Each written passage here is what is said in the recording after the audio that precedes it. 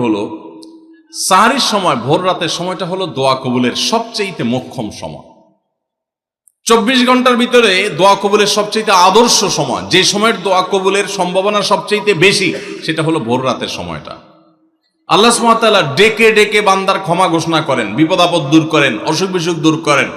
এই সময়টা হলো রাতের শেষ প্রহর, ফজরের আগের সময়টা, তাহাজ্জুদের সময়টা। 11 মাস ধরে আমরা নানা ব্যস্ততার অজুহাতে আমাদের তাহাজ্জুদ পড়ার সুযোগ হয় না, ভোর রাতে ওঠার সুযোগ হয় না। ভাইরা আমার, রমাদানের মাস, আপনি তো সাহরি খাইতে প্রায় প্রতিদিনই উঠছেন।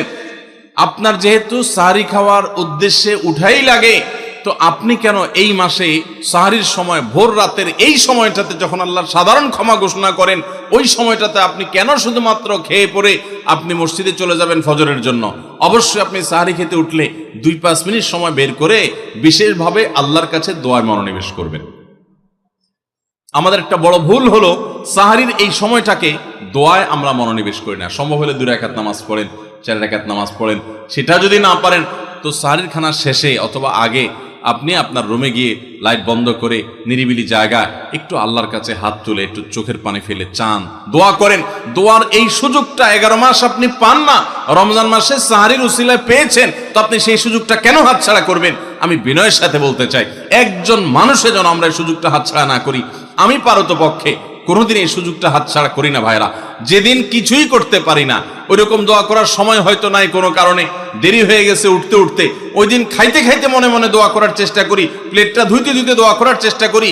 কারণ মুয়াজ্জিন ফজরের আজান যখন দেন, ওয়াক্ত যখন হয়, তার আগ মুহূর্ত পর্যন্ত আল্লাহ তাআলা দুনিয়ার আসমানে এসে তারপরে বান্দাকে ডেকে ডেকে বলেন, আলা মিন মুবতালান, তোমাদের মধ্যে কেউ কি অসুস্থ আছো, ফাআফিয়াহু, আমি তাকে সুস্থতা দান করব। আলা মিন মুস্তাগফিরিন ফাগফির লাহ, তোমাদের মধ্যে কেউ কি আছো ক্ষমা প্রার্থনাকারী, আমি তাকে ক্ষমা করে দিব।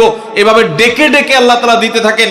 টোটাল 24 ঘন্টার মধ্যে যেই সময়টার দোয়া ফেরত দেয়া হয় না, যেই সময়টার দোয়া মিস হওয়ার সম্ভাবনা খুবই কম, আপনার দোয়ার বেসিক শর্তগুলো ঠিক থাকলে এই দোয়া কবুল হওয়ার সম্ভাবনা জোরালো, সেই সময়টা হলো ভোর রাতের সময়টা।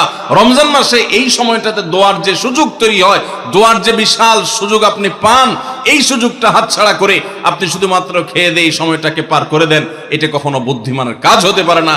এই জন্য রমজান মাসের ভুলগুলোর মধ্যে থেকে একটা হলো যে সাহরির সময়টাতে, ভোর রাতের সময়টাতে, দোয়া কবুলের গুরুত্বপূর্ণ সময়টাতে আমরা দোয়া তো করিই না।